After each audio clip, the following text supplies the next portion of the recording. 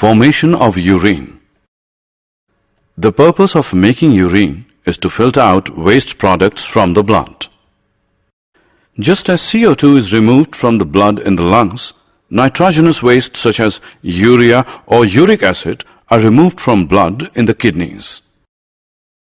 It is then no surprise that the basic filtration unit in kidneys, like in the lungs, is a cluster of very thin-walled blood capillaries.